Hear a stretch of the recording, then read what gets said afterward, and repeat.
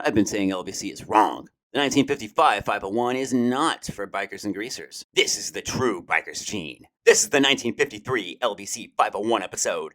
Now, on Den in Denim. So here it is, the pair that made denim internationally popular. The reason denim is for more than just cowboys. A rough rider on an engine, robed in leather and denim for protection from the road.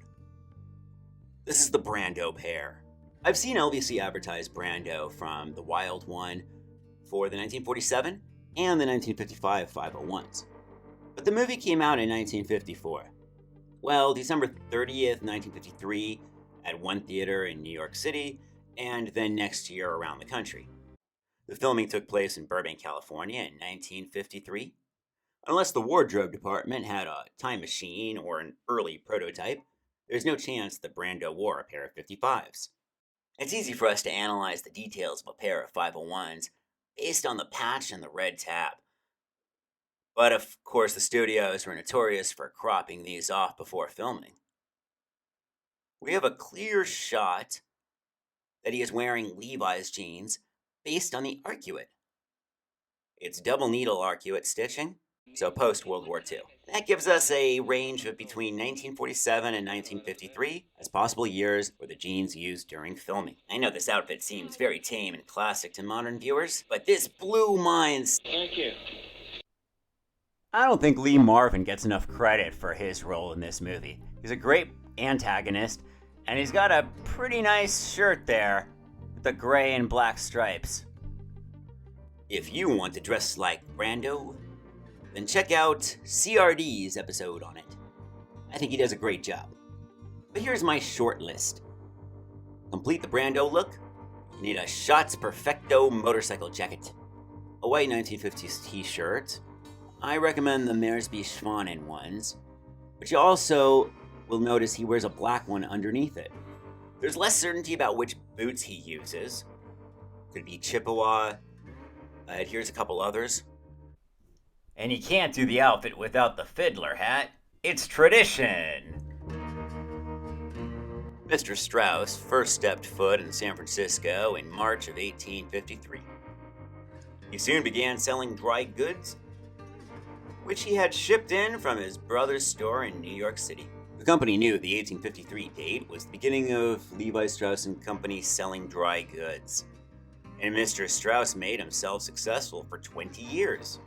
Then he met Mr. Davis, and 1873, yada yada.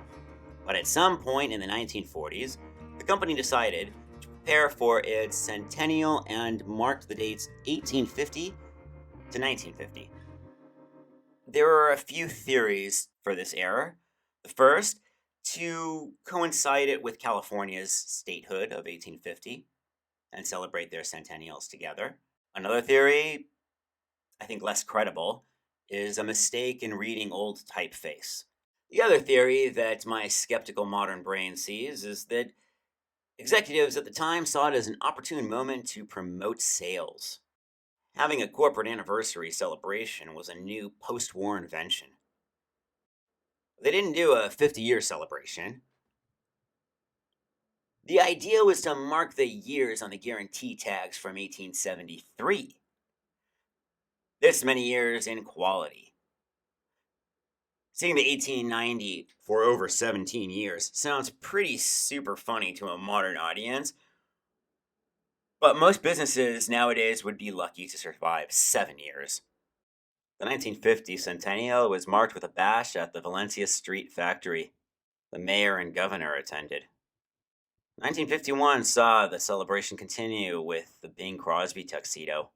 Then the 1950s continued, and Levi's was promoting its various other products, denim family, ranch pants, suppressed pants, and the 501s were of course cherished by film fans and real-life bad boys for the decade.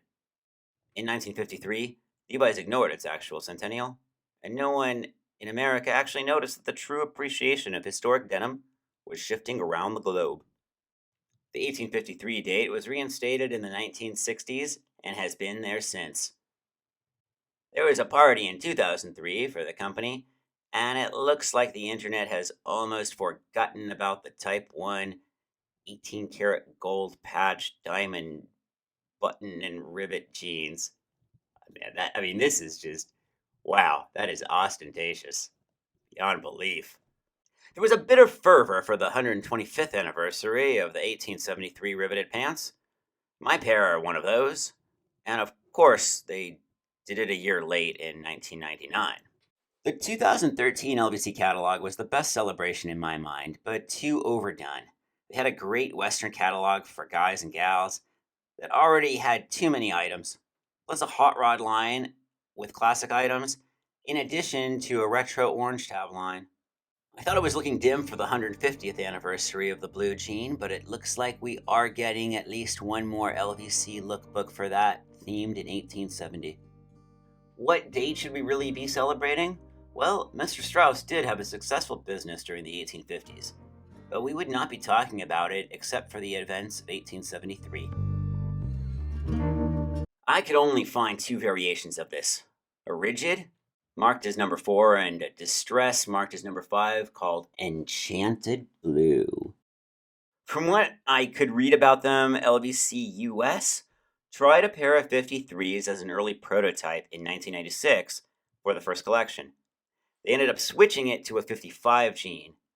Later in 2009, LVC Japan released these two models. I've said the 1947 is the pure classic year. And it does have all the classic features and no historical or retro features. During the classic years, there are a couple oddities that stand out, and some of the 1953 pairs have these. First, an off-center belt loop in the back. Historically, this ran on some but not all pairs from 1955 to 1963. Some of the 1953 LVC pairs have off-center belt loops, some don't. If you really want that feature, then look for a pair of 1960 or 63s. Both are available in 2022. The next is a classic oddity that screams 1950s, and you can get on most pairs from the era, but not 1947s. Of course, I'm talking about lemon yellow stitching, sometimes called banana, never called pineapple. It is a clean glow that contrasts to the dark rigid. Go for the 54s or 55s if you want the yellow stitching. Some 53 pairs have a buckskin patch. That's deer leather. Most 501s have bovine leather patches that's made from cow skin. Look, part of my theory that the 1955 can't be the biker tough guy jeans is because you need the leather patch to kick keister. Jack Crons are for wet rags, man. Don't forget red line selvage and a reversible double-sided Levi's tab. This first appeared on the 54s otherwise, historically, I believe. Another part of my theory is that bikers would prefer tighter jeans than the very loose 55s. They don't need that much wind going up their legs. The 53 model has a slimmer impression than the 55, very similar to the 54. I'm determined to finish this 501 series in the coming months, so since it is so rare, I'm going to steer you towards the other pairs that are more available. You can go with the 47. I think this is bar none the closest to the 53. But if you don't mind the zipper, the 54 is a great choice. This is one of those rare pairs that most of the LVC world isn't certain exists. I love the buckskin patch, that's unique to this pair. But if you already have a classic pair or two, then this isn't going to complete your collection. If Brando is your inspiration, then this is the pair for you. I hope you find them. Now you might be wondering, well, if the 55s aren't the biker jeans, then what are they? I've got something very special planned for that.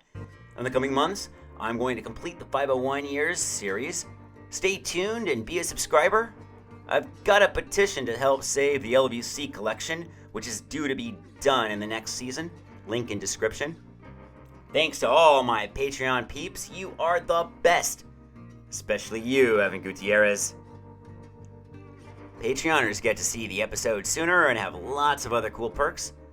Starts at $1 a month. I'm Dan, this has been Den and Denim. Thanks for watching. Love your jeans.